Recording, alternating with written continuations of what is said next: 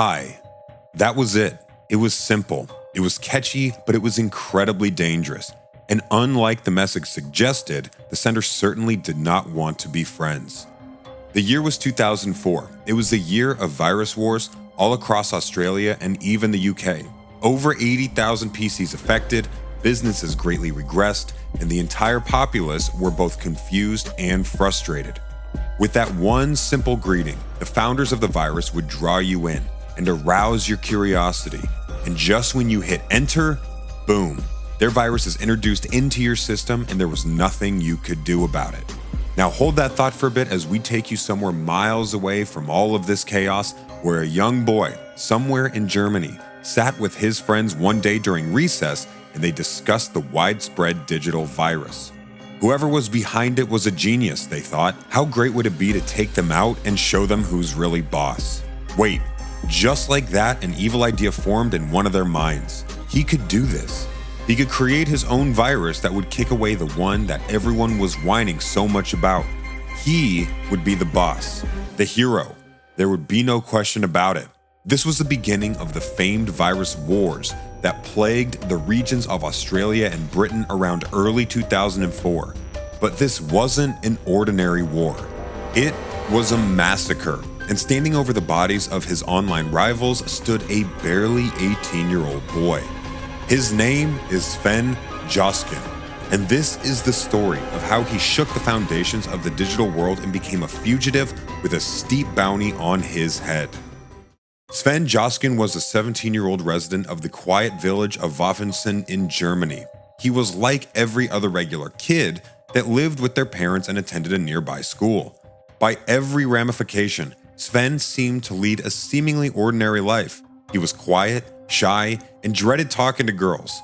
But most surprising of all, even though he didn't do badly in school, he was not exactly the brightest kid, and to an extent, there was nothing unique about him. However, all that was about to change, and change drastically. Perhaps the most interesting thing about Sven's life was the fact that he was not in high school like a regular kid, but fell in love with computers at a very young age. No doubt it was in his blood because his mother also managed a computer business. Soon enough, he began attending a computer science school in the nearby town of Rottenburg, where he was described by acquaintances as a reserved and introverted individual. But little did people know that there was more to Sven than met the eye. A lot more. In the post-2004 era, hacking underwent a significant transformation, and it all started with a singular hack that triggered a ripple effect. The pivotal moment in this shift occurred on January 19, 2004. It was a Monday morning, the beginning of a new work week for Windows PC users in Australia and New Zealand. They would settle down to work, but first, they must respond to emails that probably have been pending over the weekend, right? Then, they'd come across a harmless-looking email with the title, "Hi." So intrigued or unsuspecting, they clicked open the message only to be met with a seemingly benign text. Test, followed by DHYGVLUEQQH. Little did they know that this seemingly innocuous communication was the harbinger of a new era in cyber threats. The virus was nicknamed My Doom, and it set the stage for a wave of criminal activities that would exploit vulnerabilities in the digital landscape for monetary gain. But let's switch from the hackers for a bit, shall we? Do you have any idea just how many people were affected by this? How much of a hit did innocent citizens have to take in these trying times? Only time was about to tell. But over the next few weeks, things took a surprisingly interesting turn. In 2004, within the confines of a computer science classroom at a vocational high school in Rottenburg, Germany, Sven Jaschan found himself engrossed in discussions about the notorious My Doom program with his fellow students. He was simply fascinated by the idea of My Doom, but more importantly, what if he could do better? What if he could create a program that reproduced just as fast as My Doom? Maybe he could even make it like a countermeasure to completely erase My Doom from systems. What if he could completely kick them out? That would be great. He would be the most celebrated person at his school. He would be a self-anointed Avenger, a digital hero in the realm of cybersecurity. The idea was appealing to him, so he embraced the challenge with youthful enthusiasm. But guess what he did next? For the next 3 weeks, Jaschan was hunched over his PC. For up to 10 hours a day, he immersed himself in the intricacies of coding, all in the basement of his parents' home in the serene village of Waffensen. With the ambient sounds of MTV and its German counterpart VIVA echoing in the background, Jaschan delved into extensive research on email viruses and commenced the meticulous crafting of what would later be known as Netsky. This undertaking demanded a substantial commitment, resulting in the creation of a formidable 2,000 lines of code. As soon as he was done, his program went live.